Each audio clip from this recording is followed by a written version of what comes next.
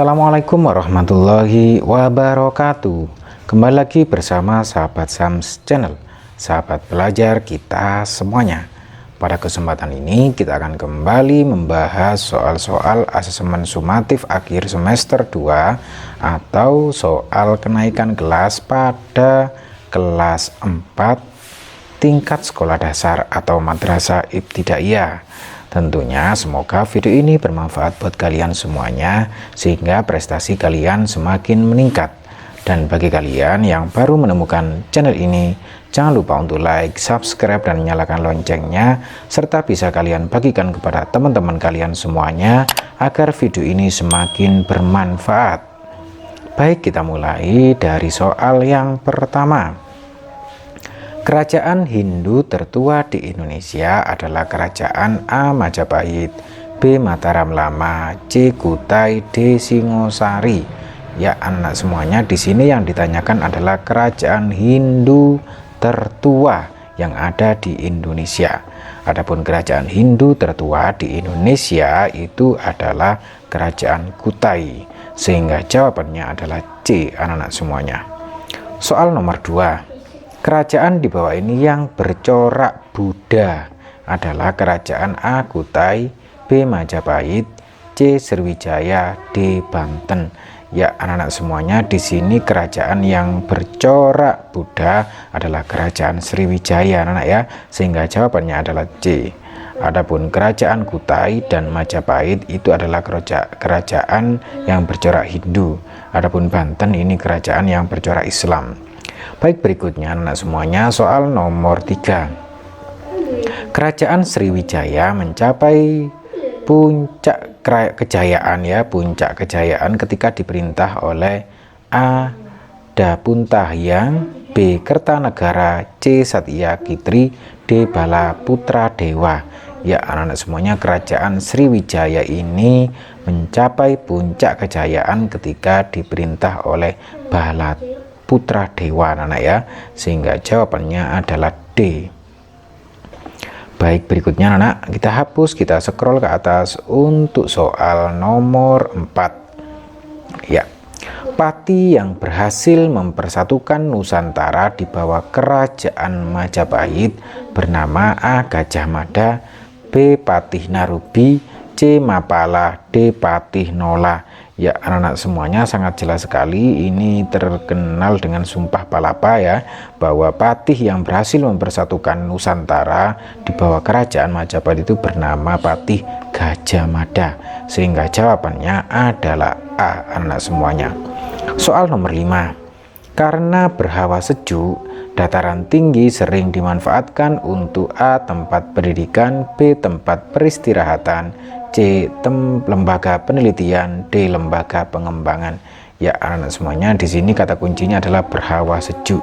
Oleh karena itu dataran tinggi biasanya sering dimanfaatkan untuk tempat pariwisata, sehingga jawabannya adalah ini anak, tempat peristirahatan, sehingga jawabannya adalah B.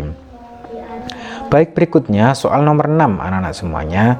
Pantai yang menjadi tempat rekreasi biasanya pantai yang A. Landai, ini landai mungkin ya, bukan landai-landai ya, B. Terjal, C. Curam, D. Tajam.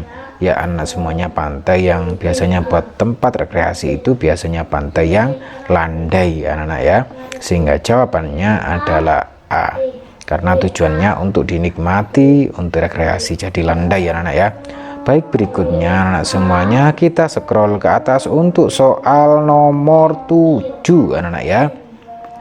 Suku Kubu ya terdapat di daerah provinsi A. Jawa Timur, B. Jawa Barat, C. Jambi, D. Lampung maksudnya ya anak-anak semuanya. Suku Kubu itu terdapat di daerah provinsi Jambi anak-anak ya, perlu kalian ingat, barangkali keluar di soal semester 2 kalian semuanya, bahwa suku Kubu itu terdapat di daerah provinsi Jambi, sehingga jawabannya adalah C anak-anak semuanya.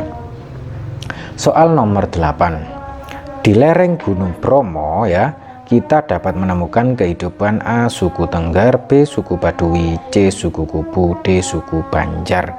Ya anak-anak semuanya, di lereng Gunung Bromo itu terkenal bahwa penduduk yang menempati lereng Gunung Bromo itu adalah suku Tengger anak ya, sehingga jawabannya adalah A. Baik, berikutnya anak-anak semuanya kita ke soal nomor 9. Penduduk asli Jakarta dikenal dengan nama suku A. Jawa, B. Betawi, C. Condet, D. Marunda. Ya anak-anak semuanya, penduduk asli Jakarta itu anak ya dikenal dengan nama suku Betawi anak ya, sehingga jawabannya adalah B. Baik anak-anak semuanya, kita hapus, kita scroll ke atas untuk soal nomor 10. Oke, di Papua kita mengenal rumah adat yang dinamakan A. Tongkonan, B. Honai, C. Kabaya, D. Limas. Ya anak semuanya, rumah adat yang berasal dari Papua itu namanya Honai anak-anak ya, sehingga jawabannya adalah B anak-anak semuanya. 11. Mandau adalah senjata tradisional dari A. Kalimantan, B. Sulawesi, C. Riau, D. Jawa. Ya anak-anak semuanya, mandau ini merupakan senjata tradisional dari Kalimantan, sehingga jawabannya adalah A. Soal nomor 12 anak-anak semuanya, seni pertunjukan yang berkembang di Jakarta adalah A. Mayong, B. Ludruk, C. Lenong, D. Reog. Ya anak-anak semuanya, seni pertunjukan yang berkembang di Jakarta itu adalah seni lenong anak-anak ya, sehingga jawabannya adalah C anak-anak semuanya. Baik, berikutnya anak semuanya kita scroll ke atas untuk soal nomor 13. Ya, berikut ini yang bukan merupakan faktor penyebab perubahan kebutuhan tersier menjadi kebutuhan sekunder adalah, berarti ini yang bukan anak ya, yang bukan faktor penyebab perubahan kebutuhan tersier menjadi kebutuhan sekunder. A. Taraf hidup masyarakat yang semakin meningkat, ini adalah penyebab ya. B. Tingkat kemajuan teknologi yang semakin modern, ini juga penyebab. C. Tingkat perekonomian manusia yang semakin berkembang, ya ini juga. D. Sifat manusia yang ingin mengonsumsi barang-barang mewah, ini bukan penyebab ya. Jadi jawabannya anak-anak yang bukan penyebab adalah yang D. Soal nomor 14 anak-anak semuanya, salah satu cara agar dapat memenuhi kebutuhan yang akan datang adalah A. Berusaha mencari kerja sampingan untuk penghasilan tambahan, B. Menabung, C. Membeli barang-barang yang tahan lama, D. Membeli barang dengan harga murah. Ya anak-anak semuanya, salah satu cara agar dapat memenuhi kebutuhan yang akan datang itu kita laksanakan dengan melakukan dengan menabung anak ya. Kita tabung yang mana untuk mencukupi kebutuhan yang akan datang, sehingga jawabannya adalah B anak-anak ya. Soal nomor 15, urutan pemenuhan kebutuhan hidup yang tepat bagi seorang siswa adalah A. Membeli buku, ya, membayar SPP, menabung, dan rekreasi. Nah, kemudian anak semuanya, B. Membeli SPP, rekreasi. Ini rekreasi ini harusnya terakhir anak ya, sehingga ini salah anak ya. Nah, kalau ini kayaknya tepat. Kita membeli buku dulu untuk belajar, kemudian membayar SPP.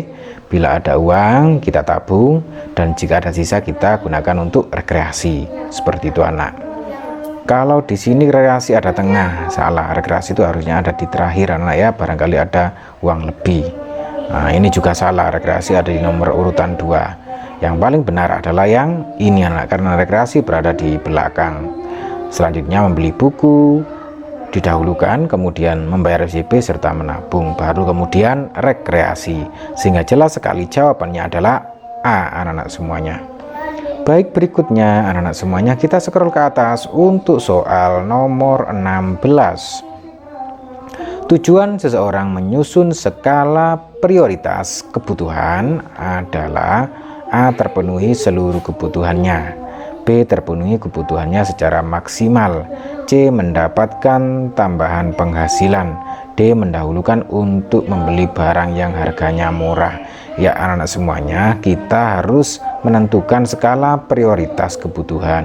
Itu tujuannya terpenuhi kebutuhannya secara maksimal anak ya. Karena apa? Kita harus tahu kebutuhan mana yang lebih penting, mana yang perlu didahulukan. Sehingga jawabannya adalah B. Kalau seluruh kebutuhan terpenuhi maka itu tidak mungkin, tapi paling enggak kebutuhan kita terpenuhi secara maksimal, mana yang lebih penting dan mana yang bisa ditunda. Soal nomor 17. Buku tulis, pensil, sepatu, dan seragam sekolah termasuk barang yang dapat langsung memenuhi kebutuhan pelajar. Barang tersebut termasuk barang A. Produksi, B. Konsumsi, C. Distribusi, D. Substitusi. Karena di sini anak-anak semuanya adalah barang yang dapat langsung memenuhi kebutuhan pelajar, maka ini merupakan disebut dengan barang konsumsi karena dikonsumsi oleh pelajar, sehingga jawabannya adalah B. Baik, berikutnya anak-anak semuanya kita scroll ke atas untuk soal nomor 18. Menjalankan ibadah keagamaan termasuk kebutuhan A. Jasmani, B. Rohani, C. Sekunder, D. Tersier. Ya anak-anak semuanya, menjalankan ibadah keagamaan itu termasuk kebutuhan rohani ya anak ya, kebutuhan rohani karena berhubungan dengan rohani manusia. Oleh karena itu jawabannya adalah B anak-anak semuanya. Kemudian soal nomor 19. Oke, kita sisihkan dulu ke sini. Ya. Kegiatan produksi berikut ini yang bukan dikategorikan sebagai produksi ekstraktif adalah, ya anak semuanya, produksi ekstraktif itu produksi yang menggunakan bahan dari alam langsung anak-anak ya. Nah, di sini yang ditanyakan adalah yang bukan ya, yang bukan. Nah, di sini anak coba yang A. Membudidayakan tumbuh-tumbuhan hutan untuk obat. Lah, ini menggunakan alam langsung, barang dari alam langsung, bahan dari alam langsung ya. Untuk yang B, mengolah kayu hutan, ini juga langsung dari alam. Mengolah batu bara, lah ini langsung dari alam. Membuat kerajinan dari sampah plastik, lah ini tidak langsung dari alam karena ini membuat kerajinan dari sampah ya. Sampah kan barang bekas, tidak langsung dari alam. Oleh karena itu di sini yang bukan adalah yang D anak-anak semuanya. Soal nomor 20. Alasan yang mendasari seseorang untuk memenuhi kebutuhan sekunder adalah ya, alasan untuk memenuhi kebutuhan sekunder. A. Untuk menjamin kelangsungan hidupnya. B. Untuk mempermudah dalam menjalani kehidupannya. C. Untuk meningkatkan harga dirinya di masyarakat. D. Agar hidupnya bisa dikatakan sejahtera. Ya anak-anak semuanya, di sini kebutuhan sekunder ya, bukan kebutuhan primer. Jadi di sini salah satunya adalah agar hidupnya bisa dikatakan sejahtera anak-anak ya, karena ini merupakan kebutuhan sekunder bukan kebutuhan primer. Baik anak-anak semuanya, selanjutnya kita scroll ke bawah ke atas untuk soal nomor 21. Ya, dalam kehidupan sehari-hari sering kita jumpai adanya transaksi dengan cara barter anak ya. Transaksi barter dilakukan dengan cara A. Tukar menukar barang dengan barang. Lah ini anak ya yang dinamakan dengan transaksi barter, yaitu tukar menukar barang dengan barang. Jadi jawabannya adalah A. Adapun yang B, melakukan pembayaran secara tidak langsung, berarti ini non cash. Lah ini bukan ya. Kemudian tukar menukar dengan perantara uang, ini juga bukan. Kemudian D, tukar menukar dengan perantara uang. Lah barter ini tidak menggunakan uang tapi barang dengan barang. Misalkan membeli buku dengan menggunakan pensil, lah itu barter. Baik anak-anak, soal nomor 22. Kaidah atau aturan yang mengandung nilai tertentu yang harus dipatuhi oleh warga masyarakat di dalam berbuat dan bertingkah laku agar masyarakat tertib, aman, dan teratur disebut A. Adat istiadat, B. Nilai, C. Norma, D. Hukum. Ya, anak-anak semuanya, kaidah atau aturan yang mengandung nilai tertentu yang harus dipatuhi oleh warga masyarakat di dalam berbuat dan bertingkah laku agar masyarakat tertib, aman, dan teratur itu disebut dengan norma, anak-anak ya. Sehingga jawabannya adalah C. Baik, berikutnya anak-anak semuanya, kita ke soal nomor 23 ya anak-anak semuanya ya. Soal nomor 23. Salah satu unsur dari norma kesopanan ya, norma kesopanan yang berlaku dalam masyarakat adalah A. Peraturan yang bersifat memaksa, B. Tata krama dan etika pergaulan, C. Perintah dan larangan yang tertuang dalam kitab suci, D. Perintah dan larangan yang dibuat oleh pemerintah. Ya anak-anak semuanya, di sini kata kuncinya adalah unsur dari norma kesopanan.